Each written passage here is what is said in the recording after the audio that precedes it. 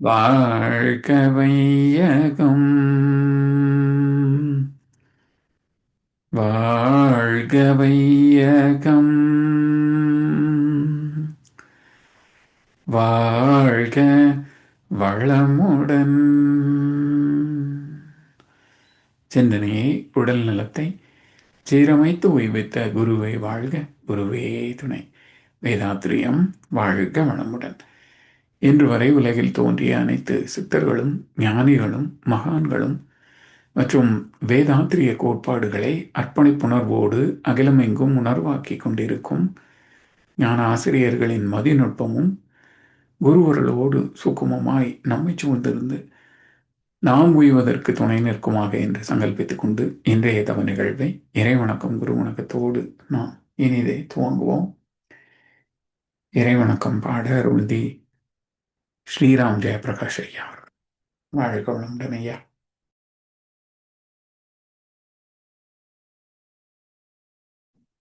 வணக்கம்ங்க. குருவே துணை. இறை வணக்கம்.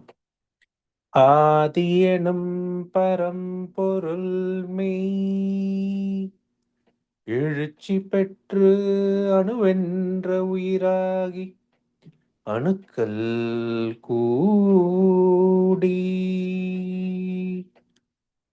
மோதி இணைந்து இயங்குகின்ற நிலைமைக்கேற்ப மூலகங்கள் பலவாகி அவை இணைந்து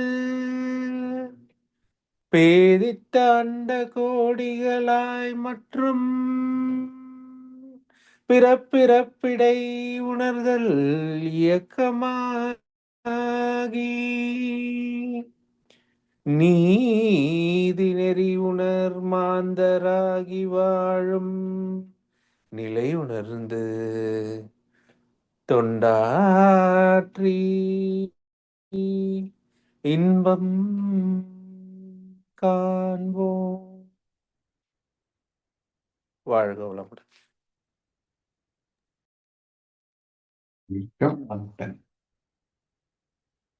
குரு வணக்கம். சிந்தையை அடக்கியே சும்மா இருக்கின்ற சீரறிய செய்த குருவே,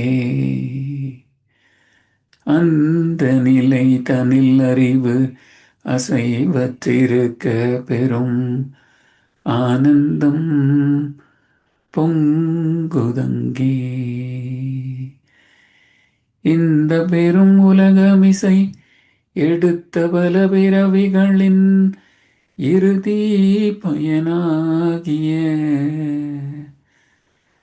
சந்ததமும் இணை மறவாத சாந்த வாழ்வழித்தோய் என் சந்தோஷ செய்தி இதுவே.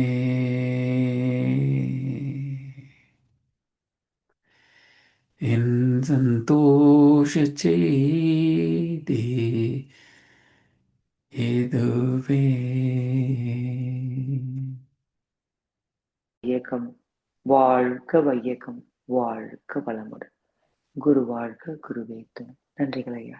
வாழ்க வளம். வாழ்க வையகம் வாழ்க வையகம் வாழ்க வளமுடன். இன்று நமக்காக ஆழ்ந்த 9 மைய தவம் நடத்திய அருள்நெறி சிவசங்கரி அம்மா அவர்களை வாழ்த்துவோம். அருள்நெறி சிவசங்கரி அம்மா அவர்கள் வாழ்க வளமுடன். அவர்களின் அன்பு குடும்பம் வாழ்க வளமுடன்.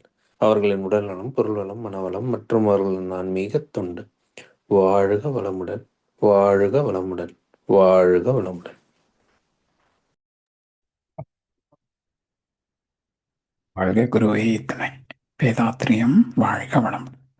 தொடர்ந்து இன்றைய ஞானமும் வாழ்வும் கவிதை தொகுப்பின் அடுத்த கவிக்கு விளக்கம் வழங்கிட மூத்த பேராசிரியர் ஞானாசிரியர் அருள்நிதி பழனிசாமி வேலுசாமி ஐயா அவர்களை அன்போடு அழைத்தமைவோம். வாழ்க வளமுடன் ஐயா. வாழ்க வளமுடன் ஐயா. வாழ்க வையகம் வாழ்க வையகம் வாழ்க வளமுடன். குரு வாழ்க குருவே துணை. சான்றோர் பெருமக்களே, ஞானமும் வாழ்வும் கவிதை தொகுப்பின் தொடர் சிந்தனையில் இன்றைய கவி இயற்கையும் எண்ணமும் விதி மதி. இயற்கையதன் நிகழ்ச்சிகளை விதி என்கின்றோம், எண்ணத்தின் செயல்வகையை மதி என்கின்றோம். இயற்கை நிகழ்ச்சிகள் பஞ்சு இரும்பு என்றால் இவை மதியால் ஆடை ஆயுதங்களாச்சு. இயற்கையினை அறிந்த அளவு அறிவின் மேன்மை. இதை அறிந்தால் விதிமதியின் குழப்பம் போகும். இயற்கையின்றி என் நிகழ்ச்சி உண்டு சொல்வீர், எண்ணமென்றேல் இயற்கைக்கு சிறப்பு ஏது? அதாவது இயற்கையே எண்ணமாக மறந்த நிலை, எண்ணத்தால் இயற்கையை ரசித்து ஆனந்திக்கின்ற நிலை. இதை தத்துவமசி என்றும் அகம் பிரம்மாஸ்மி என்றும் வேதங்களில் 2 வார்த்தைகள் உண்டல்லவா? தத் துவம் அசி. தத் இறைநிலை, துவம் அதுவாக இதுவாக எல்லாமாக அசி மாற்றம் பெற்றிருக்கிறது. அப்ப தத்துவமசி என்பது சுத்த வெளி எல்லாமாக தரமாற்றம் தன்மாற்றம் அடைந்த சரித்திரம். அகம் பிரம்மாஸ்மி, அகம் என்பது நம்முடைய ஜீவாத்மா. இது எங்கிருந்து வந்தது? தாய் தந்தையினால். அவங்க எங்கிருந்து வந்தாங்க? இப்படியே பின்னோக்கி போனால் முதல் ஆண் பெண், அவங்க எங்கிருந்து வந்தாங்க? பஞ்சபூத சேர்க்கையில் ஏற்பட்ட ஒரு சிறப்பு அம்சம். அதுல எங்கிருந்து வந்தது என்றெல்லாம் அப்படியே போற போது எல்லாமே சுத்தவெளியிலிருந்து வந்தது. அப்போ சுத்தவெளியிலிருந்து நம் வரைக்கும் வந்தால் தத்துவமசி, நம்மிலே தொடங்கி பின்னோக்கி சுத்தவெளிக்கு போனால் அகம் பிரம்மாஸ்மி. அதே போல இங்கே இயற்கையே எண்ணம் எப்படி ஆனது என்று வந்தால் தத்துவமசி, எண்ணத்தை கொண்டு இயற்கை எப்படி புரிந்து கொள்கிறோம் என்று பின்னோக்கி போனால் அகம் பிரம்மாஸ்மி. எனவே இயற்கையதன் நிகழ்ச்சிகளை விதி என்கின்றோம். இயற்கையதன் நிகழ்ச்சிகள், இந்த காஸ்மாஸ் சொல்லக்கூடிய இந்த உலகம், பிரம்மலோகம் என்று சொல்லக்கூடிய இந்த பிரபஞ்சம், இதற்குள் எல்லாமே ஒரு விதியின் அடிப்படையில் தானே இயங்கிக் கொண்டிருக்கிறது. அதாவது இயக்கமும் விதியும் பிரிக்க முடியாதவை என்பது ஏற்கனவே நாம் பலமுறை பார்த்திருக்கின்றோம். இயக்கம் பிறக்கின்ற போதே விதியும் சேர்ந்தே தான் பிறக்கும். எது நம்பர் 1 எது நம்பர் 2 என்று பிரிக்க முடியாது. இரண்டுமே நம்பர் 1 தான். அதே இயல்போக்க விதி தான் பஞ்சபூதங்களிலே இயற்கை விதி. ஜீவன்களிலே ஜீவராசிகளிலே மனிதனிலே அதுவே செயலுக்கு தக்க விளைவு என்ற விதி. இப்படி இயல்போக்க விதி, இயற்கை விதி, செயல் விளைவு விதி மூன்றுக்கும் அடிப்படையானது தெய்வ நீதி என்ற அறிவின் இயக்க ஒழுங்கு. அப்ப அறிவே ஆற்றலாய் இயங்கியதனால அந்த அறிவின் இயக்க ஒழுங்கே ஆற்றலிலே வெளிப்பட்டதனால விதியும் இயக்கமும் சேர்ந்தே தான் பிறக்கும், தனியே பார்க்க முடியாது. அப்படி இயற்கையதன் நிகழ்ச்சிகள் எல்லாமே விதி என்கின்றோம். இப்போ கீழ் நோக்கி பாய்வது நீர், இது விதி தானே. இது மாற்றி பிறக்க முடியுமா? ஆனால் இதே நீரை சேமித்து அதற்கு ஒரு மோட்டர்னு ஒரு கருவி வைத்து இயக்கினால் தண்ணி மேல் நோக்கி போகும். இதை மதி என்பார்கள் சில பேர். இது ஒரு குழப்பவாதம்.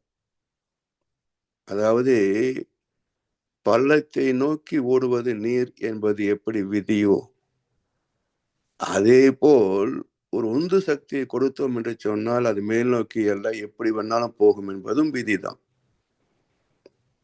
பம்ப் செட் என்ன செய்யுதுங்க? தொட்டில் இருக்கின்ற நீரை உறிஞ்சி வெளியே தரணும். அதுக்கு மேல கீழே பக்கவாட்டில் என்ன வித்தியாசம் இருக்கா? உள்ள இருக்கிற தண்ணி வெளியே போகணும், உந்து விசை. அப்போ அதனுடைய சக்தியை பொறுத்து நம்ம மேல பயன்படுத்துகின்றோம், அவ்வளவுதான். தவிர இரண்டுமே விதிதான். அப்போ எதை எங்கே எப்படி பயன் கொள்வது என்பதற்கு பேர் தான் மதி. அதாவது பகுத்தறிவை கொண்டு சிந்தித்து பார்க்கின்றோமே, இதுதான் மதி.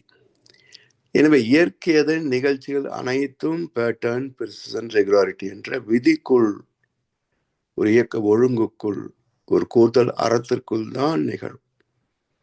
விதியை புறக்கணிக்கின்ற ஆற்றல் எந்த ஜீவனுக்கும் கிடையாது. மனிதன் விதியை எதிர்த்து போவதாக நினைக்கிறோம், ஆனால் அதற்கான விளைவு என்ன? துன்பத்தை சந்திக்கின்றோம்.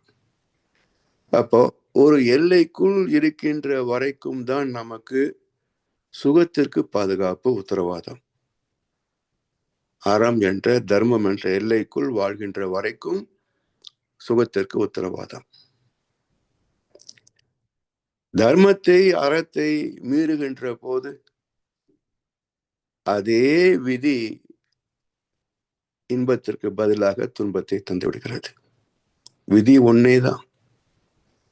இன்ப துன்பம் என்பது என்ன? ஒரே விதி தருகின்ற விளைவு தான். என்ன உள்ள போட்டும் அதை வெளியே வந்திருக்கு, அவ்வளவுதான். எனவே இதை தவறாக புரிந்து கொண்டு இறைவன் தண்டிக்கின்றான் அப்படின்னா, இறைவனுக்கு என்ன நமக்கு துவேஷமா என்ன? இறைவனுக்கு நம்ம எது தண்டிப்பதற்கு? ஸோ தண்டிக்கின்ற தன்மையே இயற்கை அல்ல, இறை நீதி அல்ல. இதற்குள் இருந்தால் பாதுகாப்பு, இதுக்கு மேல போகணும். ஆப்டிமம் சொல்றோம் இல்லையா விஞ்ஞானத்திலேயே. ஸோ ஆப்டிமம் லெவல், அதுதான் எல்லை கோடு. அதுக்குள்ள இருக்கிற வரைக்கும் ஒரு விளைவு, அது மீறினால் வேறு விளைவு. பஞ்சபோதமும் அப்படித்தாங்க இருக்கு. எனவே விதியை மதித்து வாழ்வது மதி. மதி என்றாலே அது பெயர்ச்சொல் மட்டுமல்ல, வினை சொல்லும் கூட. மதித்து செயல்படும் என்ற அர்த்தம் மதி. எனவே இயற்கையதன் நிகழ்ச்சிகளை விதி என்கின்றோம், எண்ணத்தின் செயல் வகையை மதி என்கின்றோம்.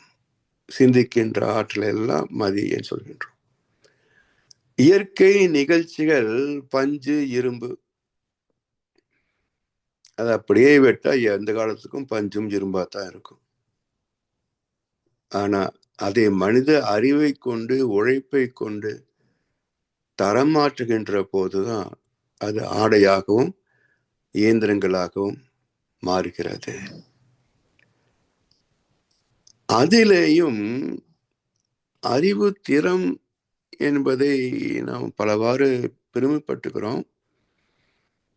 ஆனா ஒரு தூக்குநாங்குருவியோ அல்லது ஒரு சிலந்தியில பார்க்கிற போது ஒன்றும் இல்லாத ஒரு இலையை வைத்து கொண்டு எவ்வளவு அற்புதமான ஒரு கூட்டை அமைக்கிறது என்று ரசிக்கிற போது, இதை போல் ஒன்று மனிதனால் உருவாக்க முடியுமா? அப்போ அறிவின் திறம் என்பது எல்லா இடத்திலும் இருக்கும். நம்மிடத்தில் இருப்பதை வைத்துக் கொண்டு நாம் பெருமை பேசுகிறோம், அவ்வளவுதான். அறிவு தான், அது எல்லா இடத்துலையும் சிறப்பானது தான். தேவையை ஒட்டி அது வெளிப்பட்டு கொண்டிருக்கிறது, அவ்வளவுதான் வித்தியாசம். எனவே இயற்கை நிகழ்ச்சிகள் பஞ்சு, இரும்பு என்றால் இவை மதியால் ஆடை ஆயுதங்களாச்சு. இயற்கையினை அறிந்த அளவு அறிவின் மேன்மை. இப்போ ஒருவரை கிரேட் ஸ்காலர் அப்படின்றோம், பேரறிஞர். யாரை நம்ம குறிப்பிடுகின்றோம்? நன்மை தரத்தக்க, துன்பத்தை நீக்கத்தக்க வழிவகைகளை யாரெல்லாம் பேசுகிறார்களோ, போதிக்கிறார்களோ அவரை நாம் அறிஞர்கள் என்று சொல்கின்றோம். இயற்கை சாதாரண பொருட்களை வாழ்க்கை வசதிகளாக தரமாற்றுகின்ற போது அந்த விஞ்ஞான அறிவை நாம் மெச்சுகின்றோம். இது போல அறிவு எங்கெல்லாம் சிறப்படைகிறதோ அந்த சிறப்பினை போற்றுவது அதே அறிவின் இயல்புதான். திறமை எங்கிருந்தாலும் பாராட்டக்கூடிய பண்பு இருந்தால் அதுவே மிகப்பெரிய விரிவு தானே. அதனால் இயற்கையதன் அந்த அறிவு அளவு முறை, இந்த அளவை மேம்படுத்துகின்ற மார்க்கம் தானே சிந்தனை, ஆராய்ச்சி எல்லாமே. அப்போ இயற்கையினை அறிந்த அளவு அறிவின் மேன்மை. இயற்கையினை அறிந்த அளவு. ஏன்னா இந்த வாழ்க்கை என்பது இயற்கைக்குள் தான் அடங்கியிருக்கு. அந்த இயற்கையை ஆராய்ந்து பார்க்கின்ற போது வள்ளுவர் சொல்றாரு, இருமை வகை தெரிந்து ஈண்டு அறம் பூண்டோர் பெருமை பெருங்கேற்று உலகு. இருமை வகை தெரிந்தால் ஈண்டு அறம் பூண்டோர். அப்ப எந்த இருமை தெரிந்தால் அறத்தை மட்டுமே பின்பற்றுவார்கள், அதர்மத்திற்கு போக மாட்டார்கள் என்றால் அந்த இருமை என்பது நேர்மை, கூர்மை என்று இரண்டு மை. நேர்மை என்பது என்ன? உயிருக்கு உருவம் கிடையாது, அந்த உயிரின்றி எதுவும் நடவாது, உருவத்தில் உண்மை புரியாது என்றும் உலகத்தில் நேர்மை அழியாது. அழியாதது எது? சுத்தவில்லை. அப்ப நேர்மை என்பது கூறுதல் அறம், விதி, விதியின் சீர்மை. அப்ப அந்த நேர்மை என்பது இறை நீதி. இதை மறவாது அதை ஒத்து வாழ்கின்ற பக்குவத்திற்கு பெயர் ஆன்மீகம். அப்ப இறைவனை நோக்கிய, தர்மத்தை நோக்கிய வாழ்க்கை, சிந்தனை, நேர்மை. கூர்மை என்பது எதை பார்த்தாலும் கூர்ந்து நுணுகி ஆராய்ந்து பார்ப்பது, நுண்மான் நுழைப்புலன் அறிவு. அப்படி பார்த்த மனிதனின் அறிவு தான் ஒரு விதையிலிருந்து செடி முளைக்கிறது என்று கண்டுபிடித்தான். அதே அறிவு தான் இன்றைக்கு செயற்கை நுண்ணறிவு. எத்தனை காரியங்கள் நமக்கு தெரிஞ்சிருக்கணும் அவசியமே கிடையாது. அது எப்படி கேட்கணும் மட்டும் தெரிஞ்சிருந்தா போதும், அது நமக்கு என்ன தேவையோ கொடுத்துருது. அப்ப இவ்வளவு அதிசயங்களை படைத்தது எது? அதே அறிவு தானே, கூர்ந்த அறிவு தானே. எனவே நேர்மை, கூர்மை என்ற இரண்டையும் புரிந்து கொண்டால் வாழ்க்கை எப்படி இருக்கும்? விஞ்ஞானத்தையும் பயன் கொள்கின்றோம், அதே சமயத்தில் இந்த கூர்மையோடு நேர்மை இணைகின்ற போது அணுவை கண்டெடுத்தது கூர்மை. அதை மின்சாரத்துக்கு மட்டுமே பயன்படுத்தி இருந்தால் நேர்மை. அணுகுண்டு பயன்படுத்தியது ரெண்டும் இல்லை, அது விஞ்ஞானத்தின் வீழ்ச்சி. So only positive. நேர்மையை மையமாக வைத்துக் கொண்டு கூர்மை செயல்பட்டால், அறத்தை மையமாக கொண்டு விஞ்ஞானம் செயல்பட்டால் கலப்படம் இருக்காது, ஏமாற்று இருக்காது, டிஜிட்டல் கிரைம் இருக்காது. அப்ப விஞ்ஞானத்தை மட்டுமே பயன் கொண்டால் எல்லா கேக் மருத்துவமும் அதுல இருக்கும். இன்றைக்கு அதுதான் நடந்துட்டு இருக்கு. எதன் பொருட்டு யுத்தங்கள் நடக்கின்றன? விஞ்ஞானத்தால் கண்டுபிடிக்கப்படுகின்ற ஆயுதங்கள். சாமி காலத்துல சொல்லுவாங்க, இந்த பூமியை 300 முறை அழிக்கின்ற அளவுக்கு ஆயுதங்கள் இருக்குன்னாரு. இன்னைக்கு 3000 முறை அழிக்கின்ற ஆயுதங்கள் இருக்கு. அவ்வளவு வைத்துக் கொண்டு ஒருத்தருக்கு ஒருத்தர் பலப்பரீட்சை தானே நடத்திட்டு இருக்கிறோம். அதனால் நேர்மை இல்லாத கூர்மை ஆபத்தானது. நேர்மை மட்டுமே இருந்தா கூட போதும், பாரதியார் சொல்லுவார், நீ விதைக்க கூட வேண்டாம்ப்பா, தானா முளைக்கிறத வச்சுத்தானே ஆதி மனுஷங்கள்லாம் வாழ்ந்தாங்க. நீ ஜனத்தொகை இஷ்டத்துக்கு பெருக்கிடுற, இயற்கையில் தானாக விளைவது போதுவது இல்லை. எப்படி முட்டையிலிருந்து வந்த கோழி பார்த்தாம பிராய்லர் என்று சொல்லி ஹைபிரிட் ஒன்று கண்டுபிடிச்சோமோ, அது கோழி அல்ல. பிராய்லர் என்பது வடிவமே தவிர அது கோழியில் இருக்கக்கூடிய விஷயத்தை எதுவுமே அதில் இருக்காது. இது மாதிரி ஒரு டூப்ளிகேஷன் கண்டுபிடிக்கிறோம் இல்லையா? இதனால் வந்தது தானே நோய்கள். இப்படி அறிவனுடைய புரிந்து கொள்கின்ற தரம், நம்பிக்கை, விளக்கம், முழுமை பெயர். அப்ப அறிவில் முழுமை அடைகின்ற போது நேர்மை, கூர்மை என்ற இரண்டின் எல்லைகளையும் அறிந்து கொள்கின்ற போது அதை மதித்து வாழ்கின்ற அறம்தான் இருக்குமே தவிர புறக்கணிக்க மாட்டார்கள். ஏன்னா கூர்மையின் சாமர்த்தியத்தை வைத்துக் கொண்டு என்ன குறுக்கு வழி வேலை செய்தாலும் நேர்மை தண்டித்து விடும். அந்த துன்பம் நமக்கு எதுக்கு? எனவே இருமை வகை தெரிந்துவிட்டால் அவர்கள் அறத்தை மீற மாட்டார்கள், புறம் தள்ள மாட்டார்கள். சரி, அப்படிப்பட்ட சான்றோர்கள் இருமை வகை தெரிந்து ஈண்டு அறம் பூண்டோர் பெருமை பிறங்கேற்று உலகு. பெருமைக்குரியவர்கள் யார்? யார் இந்த அறத்தை பின்பற்றுகிறார்களோ அவர்களே பெருமைக்குரியவர்கள், பாராட்டுக்குரியவர்கள், புகழுக்குரியவர்கள். ஆனா இது ஒரு திருட்டு உலகம்.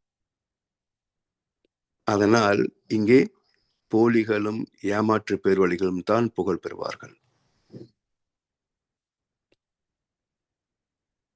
ஒரு இப்ப சமீபத்துல யார் யாருக்கு சின்ன வீடுன்னு கேட்டீங்கன்னா துல்லியமா சொல்றாங்க. பாலம் கல்யாண சுந்தரம் ஒருத்தர் இருந்தாரு தமிழ்நாட்டுல, அவர் யாருன்னு கேட்டு பாருங்க, எத்தனை தமிழ் மக்களுக்கு தெரியும்னு. இதுதான் நல்லதுக்கும் கெட்டதுக்கும் உள்ள வித்தியாசம். நல்லவர் மத்தியில் நல்லவருக்குத்தான் சிறப்பு. அறிவுடையவரை அறிவுடையவர்களே நேசிப்பார்கள், மதிப்பார்கள். அறிவு இல்லாதவர்களே அறிவு இல்லாதவங்க தான் போற்றுவார்கள். வாழ தெரியாதோர் ஆள தெரியாதவரை போற்றுவார்கள். எனவே இயற்கையின்றி இதை அறிந்தால் விதி மதியின் குழப்பம் போகும். அப்போ அறிவின் அளவு எந்த அளவுக்கு மேன்மை பெறுகிறதோ, சிந்தித்து தெளிவு பெறுகிறதோ, அந்த அளவுக்கு விதி மதியின் குழப்பம் போகும். விதி வாசலை திறந்து வைத்தால் மதி ராஜநடை போடும். விதி வாசலை மூடிவிட்டால் மதி முட்டி மோதி தடுமாறும் என்றார் கண்ணதாசன். Very simple. இதுதான் விதிக்கு மதிக்கும் உள்ள இலக்கணம். அப்போ அறிவை கொண்டு ஒருத்தர் சாதிக்கணும் என்றாலும் அதை சாதிக்கின்ற பதிவு அங்க விதி இருந்தால்தான் சாதனை முடியும். அதனால்தான் புத்தியுள்ள மனிதர்கள் வெற்றி காண்பதில்லை, வெற்றி பெற்ற மனிதர்கள் புத்திசாலி இல்லை. என திறமை இருக்கு, ஆனா விதி வாசலை திறந்து வைக்கவில்லை. அப்போ திறமைக்கு தகுந்த வேலை இல்லை, உழைப்புக்கு தகுந்த கூலி இல்லை, வாழ்க்கை எப்போ அப்படியே தான் இருக்கும். அதனால் இந்த விதி மதி என்ற இரண்டுக்கு ஊடாக அறிவு செயல்படுகின்ற நேர்மை கூர்மை என்ற விதிகளை புரிந்து கொண்டோம் என்று சொன்னால் இந்த குழப்பம் நீங்கி போகும். இயற்கையின்றி என் நிகழ்ச்சி உண்டு சொல்வேர். விதி மதி வாழ்க்கை அறம் தர்மம் எல்லாம் பேசுறோம். எதுக்குள் நடக்குது? இந்த பிறப்பு ஒன்று இல்லை என்றால் பேசுவதற்கு என்ன இருக்குங்க? இல்ல. அப்ப உடல் உயிர் மனம் அறிவு சேர்ந்த ஒரு கூட்டியக்கம் இருப்பதனால் தானே எல்லாவற்றையும் நாம் பேசிட்டு இருக்கிறோம், புரிந்து கொண்டு இருக்கிறோம். இந்த சிறப்பு இல்லை என்றால் எதை பற்றி யார் பேச போறாங்க? அதாவது ராமகிருஷ்ண பரமஹம்சர் சொல்வார், 2 அறைகள். சூரியன் மார்கழி மாசம் குளிருக்கு சூரியன் உதிச்சாச்சு. ஒரு அறையில் மனிதன் இருக்கிறான், ஒரு அறையில யாருமே இல்லை. இப்போ இந்த குளிருக்கு இந்த சூரிய வெப்பம் எவ்வளவு இதமா இருக்கு என்று அந்த சூரியனை பெருமைப்படுத்துகிறான் இந்த மனிதன் எண்ணத்தால். அதே சூரியன் தான் அடுத்த அறையிலும் விழுகுது. யார் அதுக்கு பாராட்ட கொடுக்குறாங்க? அப்ப எண்ணம் என்று இயற்கைக்கு மதிப்பு ஏது? தெய்வத்துக்கே மனிதன் தேடினால் தானே மதிப்பு. மனிதன் என்ற இனம் வராத வரைக்கும் இறைவனுக்கே மதிப்பு இல்லையே. யார் தேடினாங்க? எந்த ஜீவன் இறைவனை தேடியது சொல்லுங்க, மனிதனை தவிர. அதனால் அறியப்படு பொருள் இல்லை என்றால் அறிவுக்கு சிறப்பில்லை. எனவே மனிதனாக வந்த பிறகு சிந்தனை, எண்ணம் என்ற சிறப்புகள் வந்த பிறகுதான் இயற்கைக்கும் மதிப்பு, இறைவனுக்கே மதிப்பு. மனிதன் இல்லைன்னு சொன்னா இறைவனுக்கு ஏதுங்க திருவிழா? சரி, இறைவன் இல்லை என்று சொன்னா நாம் எப்படி வந்திருப்போம்? யார் படைக்க முடியும்? எனவே ஒன்றினால் ஒன்று சிறப்படைகிறது. இறைவனால் மனிதன் வந்தான், மனிதனால் இறைவன் சிறப்படைகின்றான். எனவே இயற்கையின்றி என் நிகழ்ச்சி உண்டு சொல்வேன். எல்லாமே இந்த உலகத்துக்குள்ளதான், பிரபஞ்சத்துக்குள்ளதான். இதுக்கு அப்பால் என்ன இருக்குங்க? ஒண்ணுமே இல்லை. இதற்குள் ஒரு சிறு துரும்பு நான் அகும்பாழ்கிறேன். ஆனா அந்த துரும்பு பண்ற வேலை இருக்கே, இந்த சின்ன நான் பண்ற வேலை இருக்கு பாருங்க, அதுதான் எல்லா நன்மை தீமைகளுக்கும் காரணம். அப்ப இந்த உலகத்தில் நான் சிறு துரும்பு என்பதை உணர்ந்து விட்டால், எப்போதும் நினைவிலே கொண்டு விட்டால், அடக்கம் அமரருள் வைக்கும். இங்க நான் தான் என் பெரிய புள்ளி அப்படின்னா அடங்காமை ஆறிருள் உய்த்து விடும். எல்லா பாவத்தையும் செய்ய வைக்கும், எல்லா கஷ்டத்தையும் கொடுத்துரும். எனவே எப்போதும் சந்ததமும் என்னை மறவாத சாந்த வாழ்வழித்தோய். எப்பவும் நாம் என்பது வெறும் புள்ளிதான், ஒன்றுமே இல்லாத வாழ்க்கைங்க, ஒன்றுமே இல்லாத வாழ்க்கை. இது இவ்வளவு ஆடம்பரப்படுத்துறான் பாருங்க. வேடிக்கை இருக்கும் இந்த மக்கள் செய்யற கூத்துலாம் பாத்தீங்கன்னா. பல வேடிக்கை மனிதனை போல நான் வீழ்வேன் என்று நினைத்தாய் என்றார் பாரதியார். அது எவ்வளவு உண்மையான கூற்று. வேடிக்கை மனிதர்கள் என்ன இருக்கு இதுல? போய் ஒரு குழந்தை பிறந்தா பெரிய சாதனை, அந்த குழந்தைக்கு 1 வயசாகி போயிட்டா பெரிய சாதனை, அதுக்கு 2-3 லட்சத்துல போட்டோகிராஃபி, அதுக்கு பர்த்டே செலிப்ரேஷன். என்ன இருக்கு இந்த வாழ்க்கையில? ஆண் பெண் சேர்ந்த குழந்தை பிறக்கத்தான் செய்யும், குழந்தை பிறந்த வருஷம் போகத்தான் செய்யும், வயசு வரத்தான் செய்யும், திருமணமாகத்தான் செய்யும். இதுல என்ன அதிசயம் சொல்லுங்க? யாருமே செய்யாது நான் செஞ்சிட்டேன்னு பாராட்டுறதுக்கு. எல்லாரும் எல்லாம் செஞ்சது தானே. எது பெருமைக்குரியது இல்லை? எனவே ஒன்றும் இல்லாத வாழ்க்கை, ஒரு நீர் மட்டத்துக்கு மேல குமிழ்கள் தோன்றுவது போல ஒரு வாழ்க்கை, அவ்வளவுதான். இந்த பூமியின் வயசும் நாம வாழ்கின்ற வயசும் எடுத்து பாருங்க. அந்த தண்ணீர நீர்க்குமிழ்கள் வருகிறது எவ்வளவு நேரம்? அதே ரேஷியோ தான் நம்முடைய 100 வயசு வாழ்க்கைக்கும் இந்த பூமியின் வயசுக்கும் ரேஷியோ போட்டீங்கன்னா ஒரு நீர்க்குமிழி வாழ்க்கை தான். இதுல என்ன பெரிய ஆர்ப்பாட்டம் இருக்கு சொல்லுங்க? நான் அதை சாதிச்சிட்டேன், இதை சாதிச்சிட்டேன், அப்படி இப்படி. ஆடத ஆட்டம் எல்லாம் ஆடின மண்ணுக்குள்ள போன கதை மறந்துடும் இல்லையா? இறந்தவனே சுமந்தவனு இறந்துட்டான், அதை இருப்பவனு எண்ணி பார்க்க மறந்துட்டான். அப்போ life is nothing and temporary. இறைவனை அறிந்தால் மட்டுமே வாழ்க்கைக்கு ஒரு அர்த்தம் இருக்குங்க. இல்லைன்னா இது வெறும் விலங்கு வாழ்க்கை, வெறும் விலங்கு வாழ்க்கை, ஒண்ணுமே இல்லை. கண்டதை அனுபவிச்சுட்டு ஒரு நாள் சிதப்பு போறோம், அவ்வளவுதான். எல்லாரும் மறந்துடுவாங்க, யார் நினைவிச்சு போறாங்க. அப்போ மகான்கள் இன்றைக்கும் வாழ்வதற்கு காரணம் என்ன? அவர்கள் வாழ்க்கையை அற்பமாக நினைத்தார்கள், வாழ்வதற்கு ஒரு வழியை வகுத்து வைத்தார்கள். அதனால் காலம் கடந்தும் பெருமை பிறங்கிற்று உலகு. ஆனா இவன் வாழ்ந்த வாழ்க்கைக்கு அர்த்தம் இல்லை, வெறும் சுயநல வாழ்க்கை.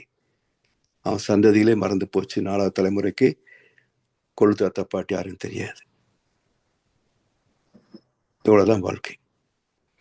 எனவே இயற்கை என்று என் நிகழ்ச்சி ஒன்று சொல்வீர், எண்ணம் என்றேல் இயற்கைக்கு சிறப்பு ஏது? எனவே இந்த வாழ்க்கைக்கும் இயற்கைக்கும் தொடர்பே எண்ணங்கள் தான். எண்ணத்தின் மூலமாகத்தானே இறைவனை நோக்கியே பயணிக்கிறோம். அதனுடைய பரிணாமம் தானே இன்னைக்கு எண்ணமாக அனுபவங்களாக நிற்கிது நம்ம இடத்துல. எனவே எண்ணமே இல்லை, ஏதுமில்லை, எண்ணத்துக்கு அப்பாலும் ஒன்றுமில்லை. இந்த ஒன்றுமில்லாத வாழ்க்கை வாழ்கின்ற வரைக்கும் நமக்கு துணை நம் கடமை அறவாழ்வின் நாட்டத்தை சிறக்கட்டும் என்று சொல்லி வாய்ப்பளித்த செவிமடுத்தானருக்கும் நன்றி பாராட்டி இந்த உரையை நிறைவு செய்கின்றோம். வாழ்வளமுடன், வாழ்வளமுடன், வாழ்க வையகம்.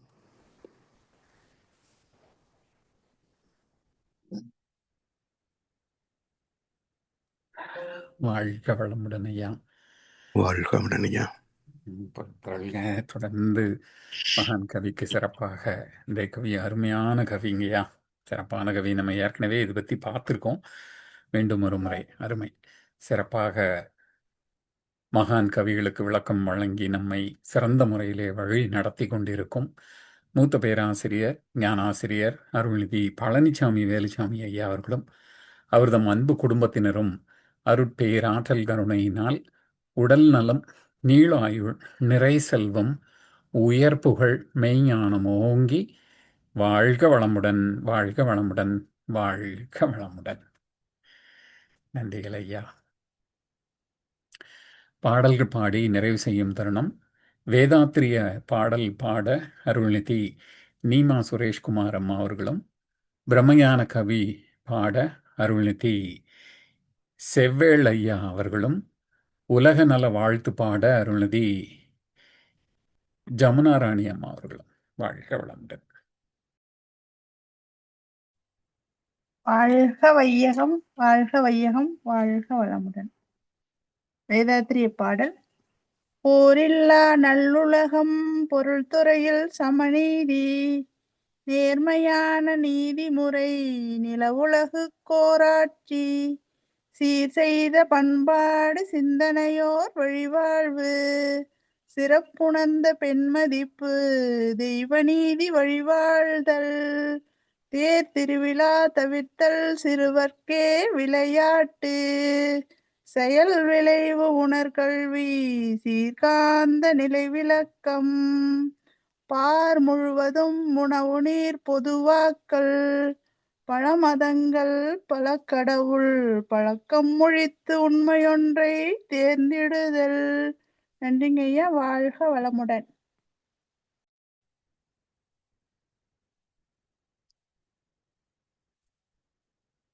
ஐயா வாழ்க வளமுடன்.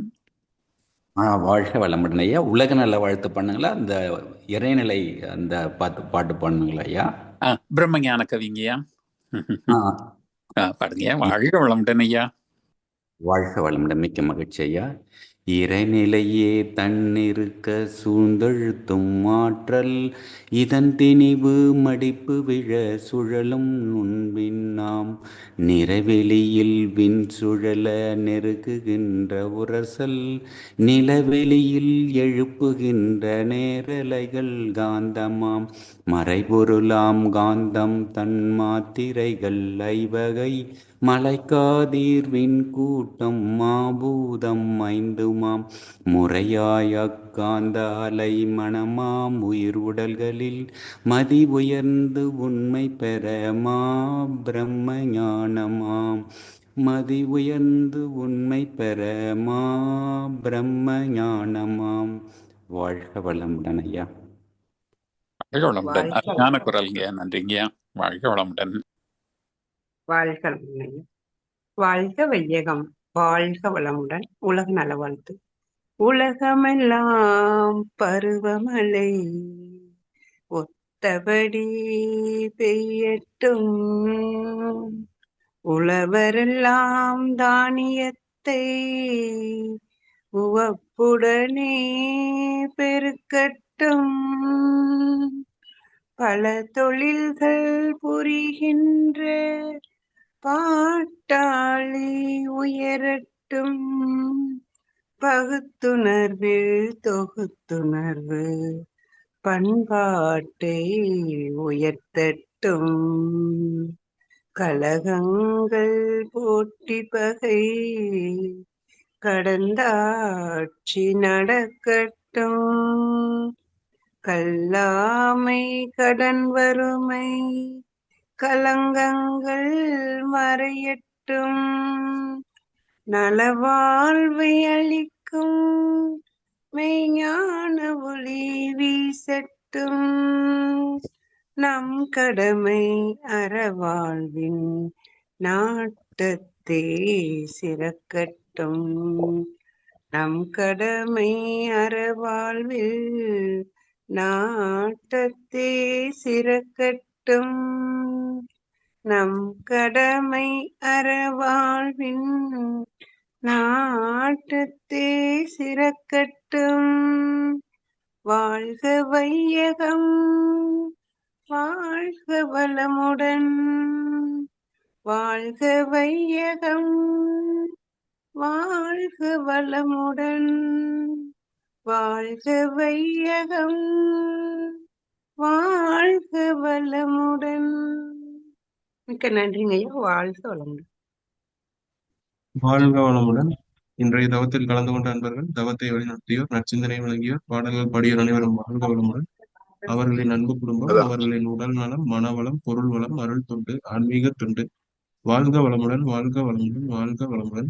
இத்துடன் இன்றைய காலை தவம் நிகழ்வு மகிழ்வோடும் நிகழ்வோடும் இனிதே நிறைவு பெறுகிறது. இறையர்களும் குரு அருளும் நம் அனைவரையும் எப்பொழுதும் சூழ்ந்திருந்து நம்ம இந்த இறைநிலையுணர் பயணத்திலே சிறந்த முறையிலே வழிநடத்தட்டும் என அனைவரையும் வாழ்த்தி வணங்கி நன்றி கூறி அமைகிறோம். வாழ்க வையகம், வாழ்க வையகம், வாழ்க வளமுடன்.